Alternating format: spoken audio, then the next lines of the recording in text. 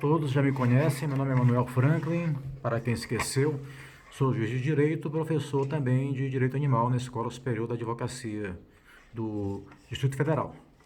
Bom, na primeira parte do nosso curso nós vimos a fase pré-processual. Nessa fase não existe ainda certeza jurídica, a certeza só virá depois da instrução. O que é necessário naquela primeira fase é a justa causa, ou seja, os indícios suficientes de autoria e materialidade. Por isso que eu falei que o advogado ele tem que atuar desde aquela fase para que as provas sejam produzidas naquele momento. Provas documentais, né, vídeos, fotos, prova testemunhal, conseguir testemunhas, enfim.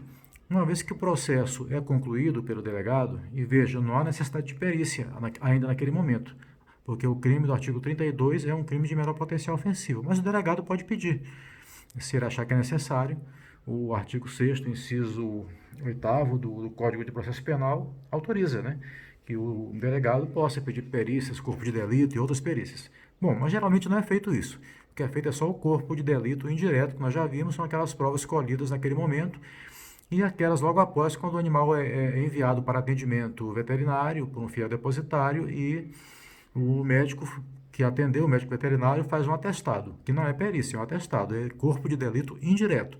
Ele também é válido, está previsto no artigo 158 do Código de Processo Penal. Pois bem, a primeira fase é ir para a audiência preliminar da Lei 9.099/98, porque, como nós já vimos, o crime do artigo 32 ainda é de menor potencial ofensivo. Então, o juiz marca uma audiência preliminar e o Ministério Público oferece uma transação penal ao autor do fato. Ele ainda não é réu. Ele está apenas indiciado e está como autor do fato. Se ele fizer direito à transação penal, nem sempre ele pode ser reincidente ou pode já ter usado esse benefício recentemente, no período menor do que 5 anos, então não terá direito ou ele pode não aceitar. Mas a primeira parte, supondo que o agente, o autor do fato, tenha direito àquela transação penal e a aceite. Veja, os animais estão apreendidos, ou o animal está apreendido. Aquele agente, ele aceitou aquela transação penal, que geralmente é uma pena ínfima. Os promotores não se sentem muito motivados a aplicar penas mais pesadas a quem maltrata animais. Então, geralmente a pessoa faz um curso ambiental de alguns dias, 2 ou 3 encontros, ou pagam algumas 2 cestas básicas e acabou.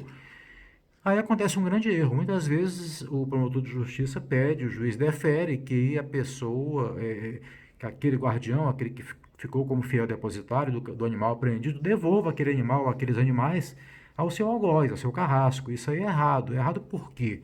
Porque não houve exame de mérito, não houve cognição sobre o crime de maus tratos.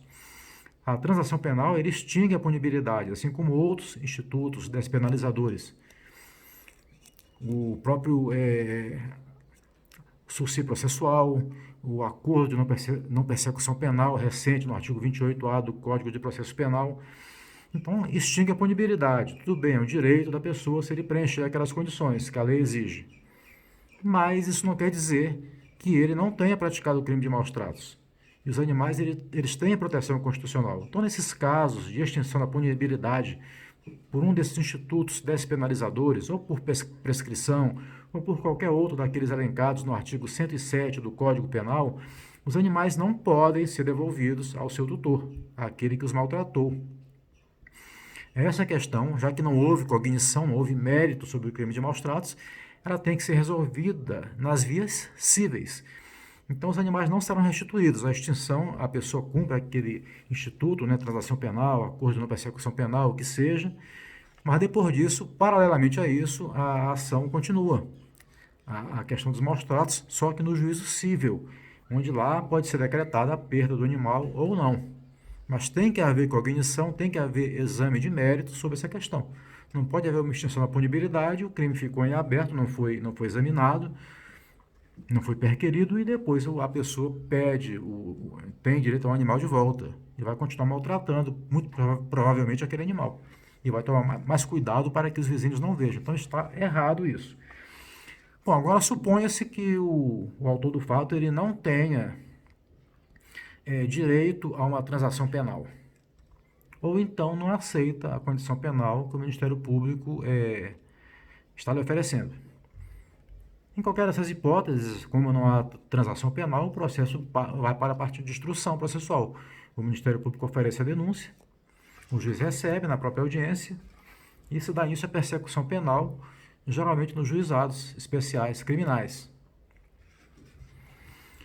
Bom, aí sim vai ter análise de mérito sobre a questão dos maus-tratos.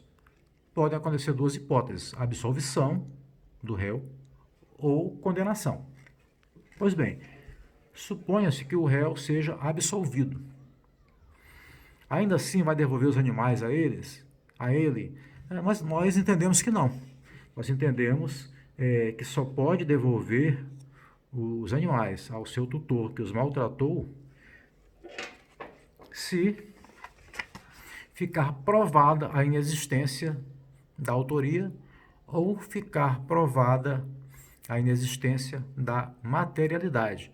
Essas hipóteses estão nas hipóteses absolutórias do artigo 386 do Código de Processo Penal, incisos 1 e 4, e são raras de ocorrer. A maioria das hipóteses de absolvição são por falta ou insuficiência de provas, ou que geram dúvidas no juiz, ou então por atipicidade da conduta, pela aplicação do princípio da insignificância. Então, raramente essas hipóteses de provada a inexistência de autoria ou provada a inexistência de materialidade, hipóteses que raramente ocorrem, não ocorrendo, essa questão pode ser discutida no cível. E por que eu digo isso? Eu digo isso com fulcro no artigo 6666 do Código de Processo Penal, conjugado com o artigo 935 do Código Civil. Lá se fala exatamente isso, que não se pode discutir no cível questão de autoria e materialidade já definitivamente provada no juízo criminal. Então, as outras hipóteses podem, sempre.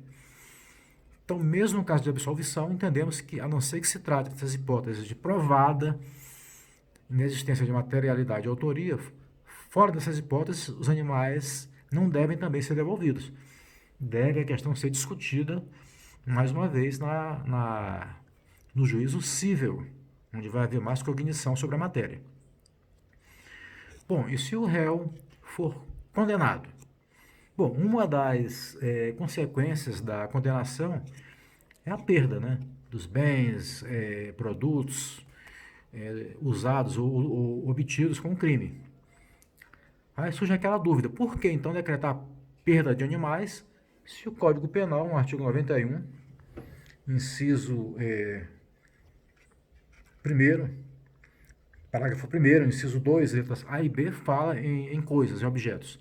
Ora, primeiro que na época que o Código Penal ele foi publicado, na década, foi em 1940, os animais eram considerados coisa mesmo. Ainda não existia a Constituição Federal de 88, que deu a eles o status de sujeitos de direito. Então é natural que o legislador se refira a todos eles, os bens semoventes, os animais, como coisa. Mas o artigo 25 da Lei 9.605/98, a Lei dos Crimes Ambientais, que nós estamos estudando, fala explicitamente na apreensão dos animais, na destinação deles também, em seu decreto, para enviar depositário. Então, conjugando esse dispositivo do Código Penal, devidamente interpretado, e esse artigo 25 e o decreto regulamentador da Lei 9.605/98, é perfeitamente cabível a decretação da perda dos animais, no caso de condenação em crime de maus tratos. E essa condenação, essa perda, ela é feita a favor de quem? É um grande erro achar que ela é feita a favor da União. Não é. A União, ela vem em último lugar, vem a última da fila. O artigo está escrito na ordem inversa e confunde às vezes. Então, a prioridade é o terceiro de boa-fé, ou lesado. Se não existirem nenhum dessas duas figuras, aí sim a perda do animal é feita em favor da União. No caso, quem é o terceiro de boa-fé? Aquela pessoa que acolheu o cachorro, aquele depositário fiel, ou uma pessoa física, ou uma ONG, alguma associação protetora dos animais. Esse é o terceiro de boa-fé para quem o animal vai ser destinado. juridicamente, falando, ele vai ser doado, porque é decretada a perda da, digamos, propriedade, nós preferimos o termo tutoria, porque se trata de vidas, né, de animais, é decretada a perda daquela propriedade do animal, em desfavor da pessoa que cometeu o crime, mas essa destinação ela vai para o terceiro de boa-fé, aquela ONG ou pessoa física que acolheu o animal. Daí essa pessoa física ou fica com o animal ou então encaminha para uma adoção responsável, tudo isso mediante contrato que vai ser juntado em juízo e é essa a função do advogado. Bom, uma vez que a questão tenha sido resolvida na área penal, não existe mais o que discutir na área civil, mas como nós vimos, em alguns casos, essa questão ela vai ser discutida na área civil, e aí o advogado que vai atuar, né, nessa área, ele vai ter que saber também direito processual civil e vai defender o animal no juízo civil com base naquele artigo já conhecido por todos, o artigo 225, parágrafo 1º, inciso 7º, que fala que é vedada a crueldade contra animais. Então, na área civil, discute-se apenas isso, apenas esse dispositivo constitucional. E há leis também, né, distritais, há leis estaduais, municipais, que também tratam desses maus tratos. Tudo isso vai ser na área civil, porque, como nós já vimos, a parte criminal só a União pode legislar. E nós estamos agora tratando da questão civil. Bom, então é isso aí. Espero que todos tenham gostado desse nosso diálogo e nos encontramos brevemente. Abraço a todos.